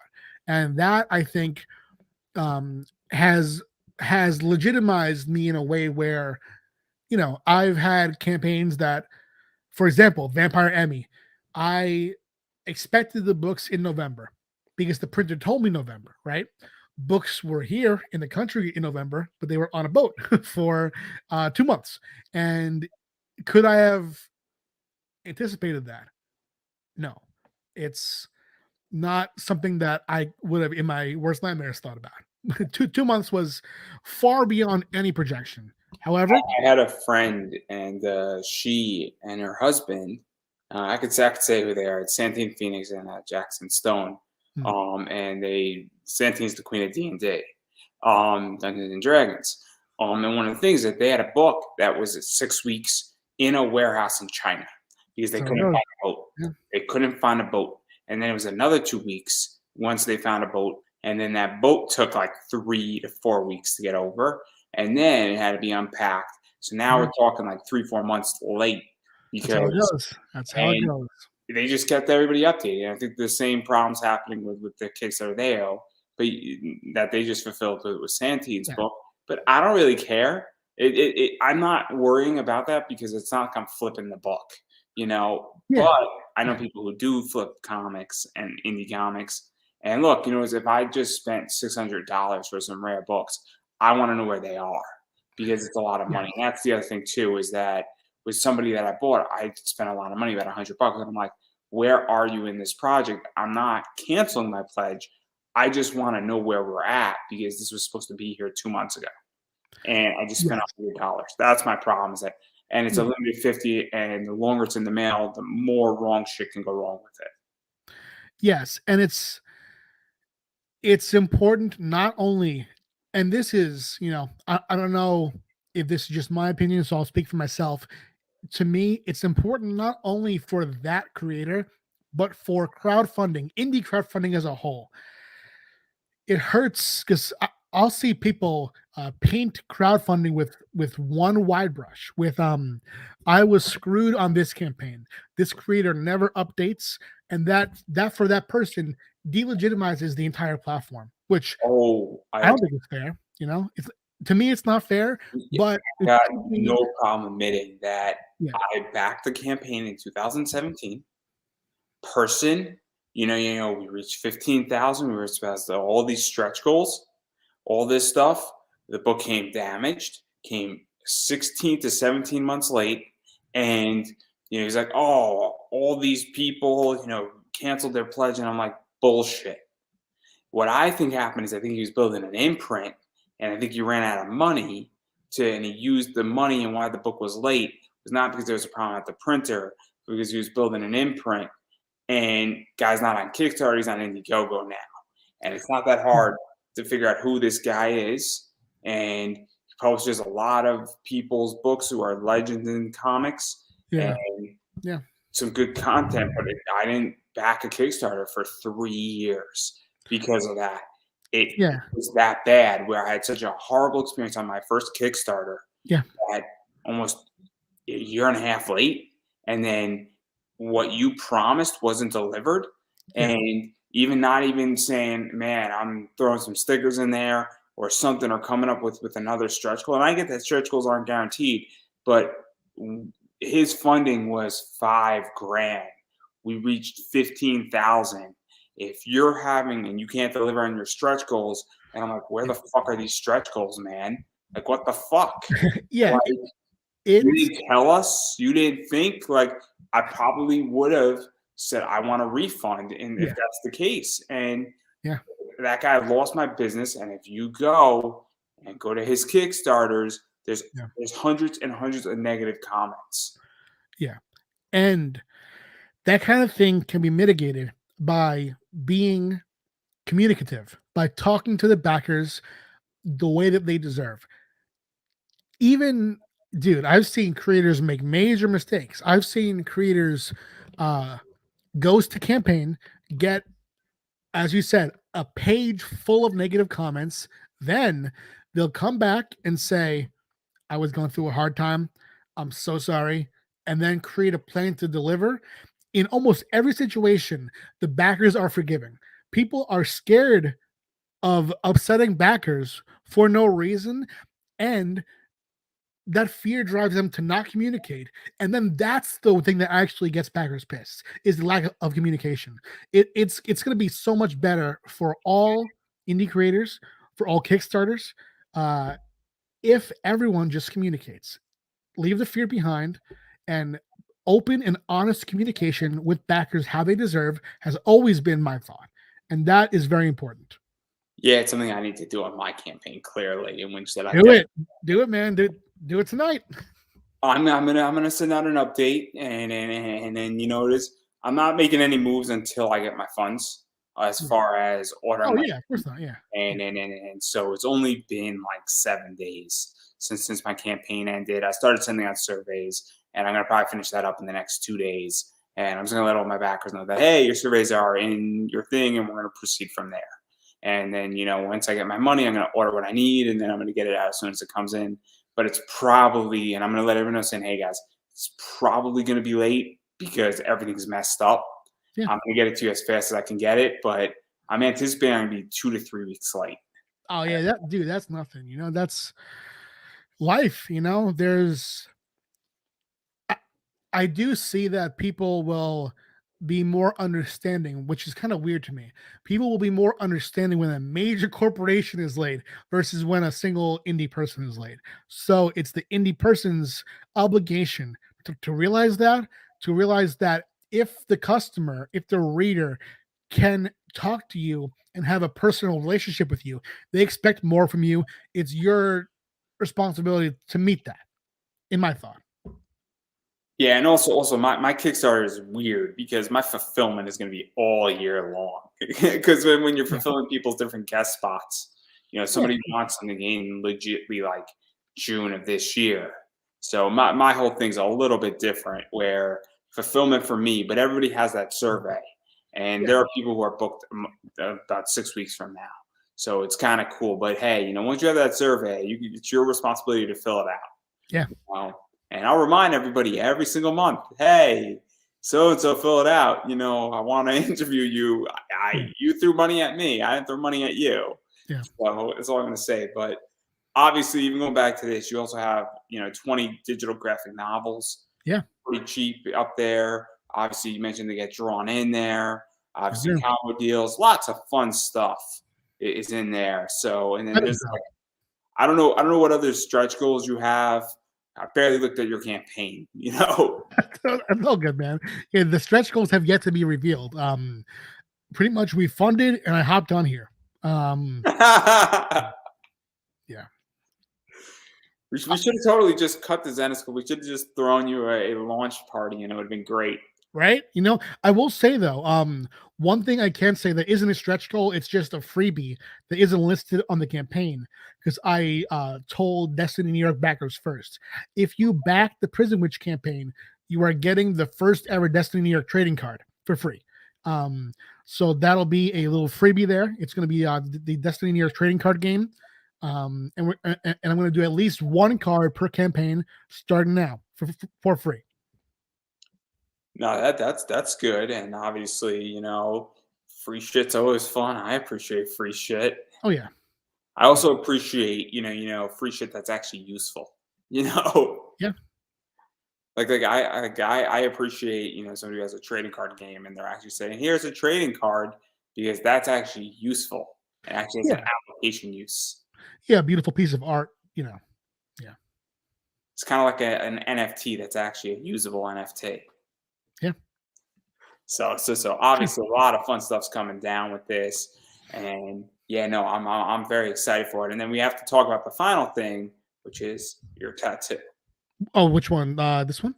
Yeah. What's the story behind that one? So this one actually needs to get redone. I'm not sure who knows this, but certain colors you can have an allergic reaction to. And that happened to me here. It is the Robinhood arrow from the 7th cover. Manuel Pitano did this one. It's the arrow directly from that cover, rerun by the tattoo artist. And I did it in the exact color of the cover, that is. And within a day or so, my entire arm had bubbled up. Uh, so the color didn't really stay. So I'm gonna get it redone over a bit more of a traditional green, so I don't get sick. But yeah, that's my Robin Hood tribute. No, because you were talking about it with Ralph on one of these virtual live streams, and Yeah, it's my Robin Hood tribute. Yeah, I should get a Destiny Year tattoo. I just don't know what and where. I'm gonna get next probably a Sopranos tattoo with my wife Amy. We're gonna get the quote, "What are you gonna do?" Somewhere, and I'm thinking 2 of the 6 feet under tree at some point. But yeah, just little tattoos here and there. well, I am probably never gonna get a tattoo because I'm terrified of needles. So Yeah, I mean, I hear you. When I got it, you know, I'm not sure how deep your phobia runs. It didn't feel like it does when you get a shot, when you get blood taken. It more feels like a consistent buzz, and then rip. no, I have a great fear of needles, bees, and heights. I'm You perfectly fine with sharks. okay? Doesn't bother me. What's funny is that the needle and the bee thing might kind of overlap with the tattoo because that little buzz action going. My phobia for bees Yeah. and for needles runs deep. I am not a fan of either one of them, and I I hear am you. not a good patient with shots. Oh, I mean, shots are hard, dude. Shots are hard. I empathize. And then if we basically get bees, needles, and we put them on top of stairs and put me on top of a stair or an Yeah, escalator, we're that's rough. fucked. We're That's rough. fucked. Yeah. That's the end of everything. I'll just be like, nope. I don't Yeah. care what you put at the top of the escalator or the bottom of the escalator. If I have to go through all 3 of those things, nope. That's I'm rough. good. Yeah. I'm good. I Yeah. got no problem with a lot of other things. That's where I draw the line. Yeah. I'm just saying. Now, if there was a firefighter sexy Samantha at the top of the escalator or the bottom of the escalator, I might consider. Just saying. I That's might. brave. That's brave. You have a 9.8 of that book, though. So, Yeah. so I might decline if I have that 9.8. Now, if it's my 9.8 up there, you're going to see me dashing off all the way. Oh yeah. Um, Yeah. but I digress right there. And I do want to back out of everything that you're doing. And I do want to talk about Kickstarter. And more importantly, I am curious how you view Kickstarter because obviously you're doing very well on Kickstarter and your campaigns do over 10,000 for the most part. There's a good chance this one's going to do over 20 to 30,000 the way it's going. And so where do you view Kickstarter going? Because Obviously, I'm on Kickstarter, and I enjoy Kickstarter. Yes. I enjoy it both as a service and, for me and funding, and I enjoy it as a consumer. Yes. Recognize there's issues going forward with Kickstarter in a lot of ways. Sustainability is a big one, oversaturation, and some other things. Blockchain is going to change everything apparently, and there's also the issue of fulfillment and supply chain problems. So, um, a lot of my answer to that is, you know, Kickstarter isn't the core issue there because the comics industry itself, indie comics, is going through the same thing as far as the supply chain things. I've had, the Destiny New York trade through Black Mask is even more delayed than the Vampire Emmy trade was at port. Once the world is back to normal, that part of things is going to go smoothly, and I do believe that we're headed back to normal. I do believe that things are going to pick up again, and things are backed up and it's going to be slow for a while. I think that we're headed toward a place where we'll be a functioning society again. As far as Kickstarter goes, I think that Kickstarter is the best thing to ever happen to indie comics. I think that it puts the power in the creator's hands, and I have seen it through all those challenges. I have seen it do nothing but grow. I hear a lot of, my fellow indie creators sometimes worry about big publishers, big names coming to Kickstarter. There was a big to do over damn I Keanu almost, Reeves. dude, yeah, I almost said Kanye West over Keanu Reeves coming. Hey, if Kanye wants to come on to Kickstarter, I'm the first one to back that. That's what I'm saying, dude. Come on, Kanye, bring it on. Yeah, Keanu Reeves. People were saying, blaming his book on their book not funding. Meanwhile, in my opinion, from what I've observed on my campaigns and other campaigns, the more people come to Kickstarter, the more that oversaturation happens, the more a vibrant atmosphere it is. The more people are there, the more backers are there.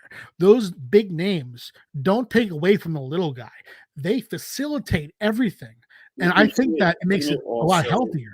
What was that? Also that the people who are sort of bitching, they're really saying why their book isn't selling. Yeah.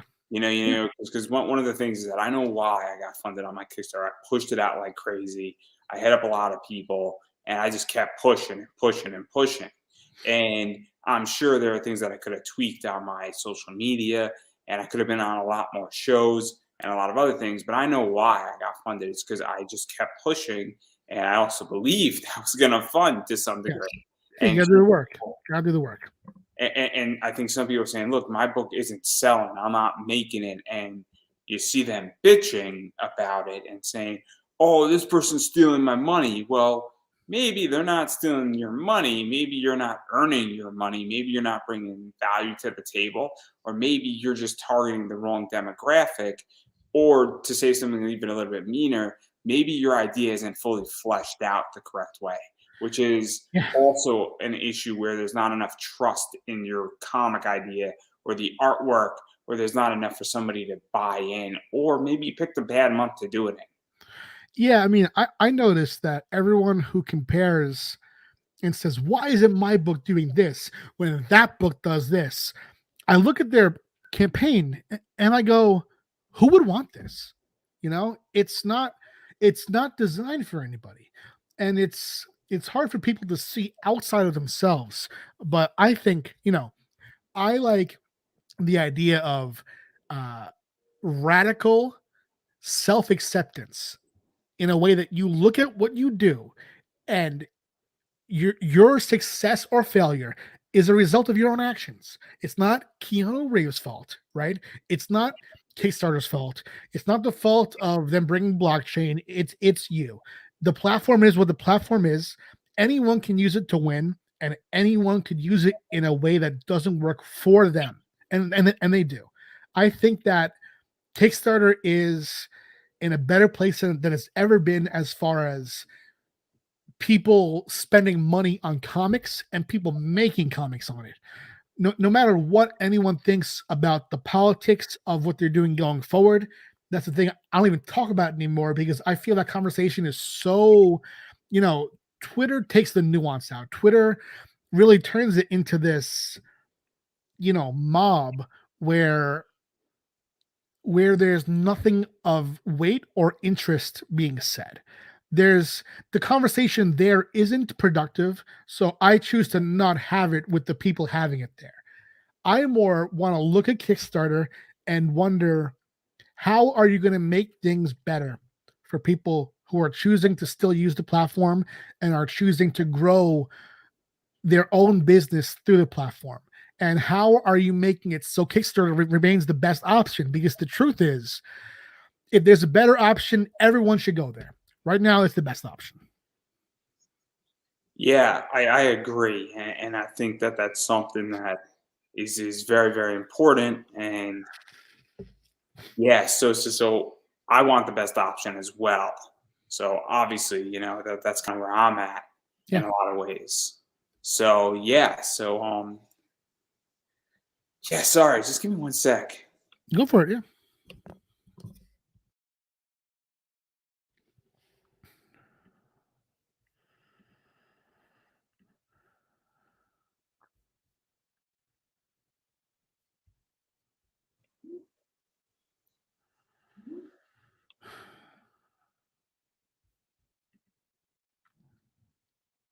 Sorry about that.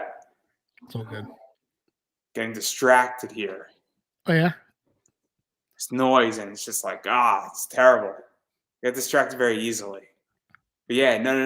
And I agree. And I mean, I love Kickstarter. Just as I was stating, because I think Kickstarter for me it's great because it's subsidized my income, and it's helped me build my platform and cover some expenses I have that allows me to continue to create what I want to create. I'm not looking to make money per se off of my podcast at the moment through Kickstarter at the very least. So obviously that's something that and I also think that there's issues of sustainability, but that's a different discussion where I feel like there are a little bit too many projects. And I know in March and April, it's going to be a bloodbath. I always say, in my personal experience, I'm 22 campaigns deep. I'm thick in the mud here, dude. To me, the more the better. I've never seen a campaign launch the same day as me and thought, oh no. I don't think that way. I think that the more people see that campaign, they'll look down and see my shit. I think that the more I launch, they'll see Charlie Stickney, Bob Franson, Kevin Cuff. I think that, man, I think that the more the better. I think it really brings in more and more people with a snowball effect, building this community. And that is what it is. It's beyond just being a crowdfunding platform. It is it's It, the it, it, perfect it's the perfect mix of platform, community, and newsletter. It is the most highly functional newsletter because those updates that we do, those are targeted to people that we know by the books. That's great. oh, I think there's a lot of stuff in there. And I'm not knocking Kickstarter because Kickstarter is Yeah. a great data gathering point and a variety of other Yeah. things. I guess I'm in a different sense where I'm now becoming a lot more selective. Oh And yeah. so when all of a sudden 20 of my friends drop a book in March, I have $40. And that's the Yeah. problem Yeah. I run into is that, and this is what I mean, this is my thought process, and I'm thinking on an individual level. And I Right. have friends who have limited funds too, and now we have to make a bunch of hard decisions. And that's where it Right. gets tricky is that it's if my friend, Larry Higgins drops a book, and then Travis drops a book, and then my friend Chuck drops a book, and then you drop a book in March. I then have to make that decision because I have limited economics when you're all dropping. Oh yeah. I hear you. Here's what I think the creators should do to solve that problem is I I want to see more of this. More of, oh, you have a campaign in March. If someone can't get your March book, your July campaign should have the same chance to get that book, even if it isn't part of the series. Have it as an add-on, and that's important. Is to develop what is essentially, a recurring pop-up shop, and that's how I use Kickstarter. And I'm right about everything, So No. So yeah, fair enough. And I think also the idea is that I think certain creators understand that and certain don't. And I also think that if you're putting 150 of a book, it might make almost sense for you to take off and only make 130 of those available in the first run and keep 20 Yeah, on the side, not necessarily even for conventions, but for that pop-up shop. I And I agree. also think that it's all right that if you say I'm only doing 100 of this book for this particular Kickstarter, and if we only sell 90, the other 10 are getting destroyed. I think that's fine to some degree too, but I think that if you have like 7 covers, keeping some of them around, I think is very, very important. Yeah. I don't know what that is. But but yeah, so I guess that might be a solution in many ways. Yeah, I Um, mean, I think it is, like I don't see it as a competition as far as like, oh, my buddy, oh, my cat's meowing for me. Um, he wants to come up. I don't see it as like, oh, so and so launched. I'm gonna you know, try to compete with him. I see it as more campaigns draw in more backers, and if you can't get me this time, you'll get me next time. It's all good. I think that it's not a race. It's a series of races, and yeah, every time that I come on Kickstarter, I'm gonna have the same shit plus new things to offer the next time. Um, my cat's asshole is right in the frame. because this is how I view the podcast, and it's similar, but I also understand that it's a bit of a competition because I'm competing for your dollar, but I'm trying to earn your dollar with whatever I'm doing. Yeah, And so the way I view it is that the next time I run a Kickstarter for my podcast, I'm gonna have another season, another bunch of guests. I'm gonna have more, clout and more credibility. I'm yeah, gonna have the podcast side in play, which means more views, which means more viewership. And yeah, so yeah, I'm not funding a book, but I eventually I'm going to write a comic. I do the first issue, and then all of a sudden I have a second issue. Now I have issues 1 and 2, and then if I do 4 of those, and then I do a new series, well, I have the 4 over here, and then I yeah, have a new series, and then so on and so forth. And obviously, I think it's easier if it's your own material. And once you have like 4 or 5 series, yeah. offering all that in backer kit or as add-ons. That's something that I Yeah, think. the add-ons I like for sure. And I do it you know, I feel like what I do too is different enough from what is the norm, like my 60-page graphic novels and just my focus on graphic novels not as a trade collection but as as an ongoing release. I don't see that happening a whole bunch. So I don't want to compete with someone else's campaign. I want to look at my previous campaign and go, all right, people back that. What can I do to make everyone who backed that and backs this have a better experience here? And then every time going forward, next time, I try to outdo myself in both story, communication, and just freebies and just the overall experience. I think that's valuable to me. Yeah, no, I think that's kind of where I'm at. And obviously, I just did my first one, so I can't really speak. But my new goal, whenever I run a Kickstarter, at least for the podcast, is to be 855. And I think that if I run one next November for season 4, which Yeah. I think I'm going to do, the goal is to beat 855, and my goal is to try to double that to 1600. And I Right. think it makes a lot of sense. And so that's where I'm at. But obviously, that's kind of where I'm at. And what can I offer? What can I bring to the table so that you don't go back somebody else's Kickstarter, or that you don't go back another podcast, or you want to back both. And Yeah, so, both is good. Both is good. Yeah. I want people to back whatever they will. I do what you do, and well, what you just said that you plan on doing is that I have a document, right, where I laid out all my campaigns. I see what day in the campaign each one funded. I have a column where it says what it made in the first day. I have a column of what percentage it overfunded by, and the overall amount of money made, and the overall number of backers. That is important to me so I can see if a series is going to grow or if it's going to pull back. Prison Witch ends with volume 3 because volume 2 didn't show growth. Kickstarter wasn't in a better place when we did volume 2 than it was volume 1, and there were things that I did on the Kickstarter that I tried that weren't as successful as our first go ahead. So I thought, all right, well, we'll conclude with volume 3. I put up volume 3. Volume 3 has now dramatically outperformed volume 1 and volume 2, but I'm still going to end there so I can observe and see if it's the fact that we ended that drew people in. Do people see that it's the finale and do they want to binge, or is it just the growth in Kickstarter? I'm gonna long-term observe how my series go and pull information from each campaign and always compare it to the last. But as far as other campaigns, beyond like what a friend of mine has up right now, I didn't even look at what's going on. I cannot tell you what's on Kickstarter right now. But I don't want to know, right? I want to not compete. I want people to look at those and back them too. This is my whole problem, is that I am looking at everybody's campaign because I have to. And so I know everything that's on Kickstarter, but I also know that I don't know any other podcaster on Kickstarter. I know what the podcast scene looks like, and I know there's people who are trying to do what I'm trying to do, and they got like $3. And I'm not trying to beat them up, but I looked at their campaign, and their campaign's wording sucked. Their imagery sucked. They didn't have an actual battle plan.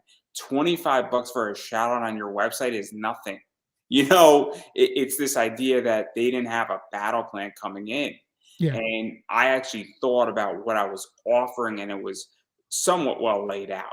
I'm not saying it could be a lot better, but I know what's going on. But I also know that, my friend Larry Higgins was commenting, and he does a comic book. Mm-hmm. I'm a podcast, so we're not directly competing. I'm in the comic sphere, but I'm not directly competing because we're in different areas of pop culture. Same thing with Tom Hutchinson, who's doing an action figure, or Larry Welch, who's doing an action figure. It's comic-esque, but it's not a podcast. My podcast is comic-esque, but it's a podcast. So it's a little bit different in that realm. But then if somebody else is doing a podcast and they did $5,000, I'm like, okay, cool.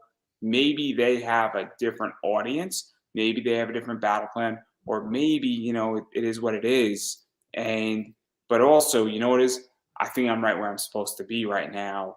And I would be upset if the next time I do this in a year, if I only did $400. Yeah. Then I would be upset because then something's wrong. Then you have to examine what you did that either wasn't as good as last time, or why there wasn't growth. I've done the same thing, I've and I mean I did it with Prison Witch, where I wondered what was less desirable about how I did the second campaign than the first. And now, volume 3 is out there, and I think that I figured it out because it's doing very well. It's now the most impactful campaign of the 3, and it's important to assess and to take ownership of any L's that we take, and any and all of our wins too. Yeah, no, I think it's very important. And also in my Kickstarter, I'm going to make more money on the back end outside of Kickstarter than I will make on Kickstarter, because I have some merch, and I'm going to be selling that merch. I got this little bad boy coming. I got a nice little picture of it with my friend DJ Croft, and it's a metal card, and it's going to be all cool. Shiny, and those are going to be $15 in my eBay store. Nice. And I know he's going to make good money on it too, and it's a 50-50 ownership play with him, so cool. That's going to be exciting, and that's why. And the way I see it is that everybody got that thing out for $12 on my Kickstarter. So if you want it, it's $15 on eBay when it comes, and it's going to be shiny, beautiful. There's only 121 of them, nice. So it's super limited. And if it goes well and they sell it quickly, I'll be printing more with him, and there's real money to be made. So I'm going to be making good money on that, and all that money that I make from that, minus taxes, is going to go right back into the show, and it's going to be definitely helping to keep this show alive. So if you want to keep the show alive and you missed the Kickstarter, go on my eBay store and hit me up, and I'll hook you up with one. So well, there you go, man. Not to continue to promote myself here, but where can people find you? Because you got a lot of stuff going on. Where can people Yeah. find you on Twitter, Facebook, Instagram, the Yes. Kickstarter, Snapchat, TikTok? TikTok, indeed. Yeah, I'm on Facebook, Twitter, Instagram, and TikTok as Pat Shand, which is my name. My company is Space Between Entertainment. We're on Facebook and Twitter. Kickstarter is very simple, actually. The Kickstarter is tinyurl.com/Prison Witch. Go on there. We are already funded, and we're gonna keep on climbing. We have 24 days left, and yeah, it's the final volume. If you haven't read volume 1 yet, you can hop on and get the complete series and just binge it in one go. Yeah, that's it, dude. Yeah, if you're a Destiny New York fan, I would say try it now because you get that free trading card when you pledge. That'll be sent next year with the books, and that's all I got for you, man. Oh, on the Zenoscope tip, I have coming out next is Van Helsing Hour of the Witch, followed by Van Helsing Shattered Soul and Dracula's Daughter Quarterly, which is going to be a 64 pager. Yeah, and also one of the things that I'm going to throw out about Zenoscope is that they got a virtual con February 10th.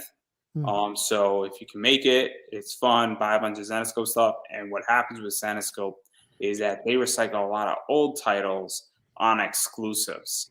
And you never know when they're going to put a book you wrote on into an exclusive with a really cool cover. So that's something to keep out of mind as well, is that you might see a cover. Firefighter Sexy Samantha is a good example of that, where that is written by you, not the metal. The metal is a different book, but the regular version of that is written by you. And that's something to keep in mind as well, is that you might have a book written by Pat Shan and you don't even realize it's written by Pat Shan because you didn't open it up yet and see your lovely name there. So if you're at a con and you're going and you're going to be there signing or whatnot, you might want to look up what books you have and who wrote them, especially if you want to get stuff graded. I should. Yeah, I'm the Oh, number not of times, you, not you, the my audience. No, I'm telling you, me. The number of times that someone has come to my table and showed me a cover, and I'm like, "What's this?" And they're like, "You wrote this." There's so many variants. You know what I'm saying? It seems endless. So when I see the variant, I'm always surprised. Yeah, it's something that opening it up, very helpful. I'm just gonna say it's very helpful because Zesco does a lot of variants in a lot of ways, and might be a little too much with what they do. I think they did like almost like 250 variants last year minimum. Yeah, a lot. That's a lot for a company. But anyway, fun stuff though, you know. But anyway, as I've been saying, you have to support indie. You have to support mainstream comics too. And one of the ways to do that is obviously backing this Kickstarter. So if you got money, whether you're backing digital, physical, a combination of the both, or whatnot, however you want to back, whatever combinations you want, that goes a long way because it helps make these books possible. That's right. It also helps to make sure that other projects get funded. People, when you start entering, 10,000, 20,000, 30,000, this now is becoming a living. And it helps to pay the bills and helps to allow for more creations to come forth. Also, stretch goals have yet to be revealed, but obviously you're going to be breaking at least one or two of them, if not more, at this point. So that's as well, where that's just bonus stuff you get. So obviously, the more people that back, the more shit you get, guys. So actually consider to do that. And then even going further, following people on social media is very important because it lets you know when things are coming out and where to get them, as well as sharing out the Kickstarter, telling people you backed it and everything in that nature, and sharing out other projects too. Very, very important because Facebook's algorithm is not the same as it used to be. And it's something that is very important because it does help get projects noticed. About me, obviously, you can use Mix'em if you need to print your books. Type my name, Andrew Davis, 5% off if you need a new printer and you want to save yourself some money. Also, Redbubble is my t-shirt. You can pick that up, get a small piece of that. That helps to support this show. And then just follow me on social media. Obviously, YouTube is Pop Anime Comics. Facebook is Pop Anime Comics. And a variety of other places I'm at. It's all up in the link up above. And I appreciate all support driven to me. I obviously go back Pat's Kickstarter. And on that note, I'm going to give you the final word. Yeah, for all those who do back and check it out, thank you very much. It has been an honor telling this story with my wife, Amy. The artist is Carola Borelli and Erica D'Urso. Erica has been with us for the whole run, and Carola is coming to tell a dual final story. It's been a great time telling this story. I am both sad and very excited to see it through to the end. And if you want to get the entire series, it is on Kickstarter now at tinyurl.com/prisonwitch. And I think that is a wrap, everybody. Cool.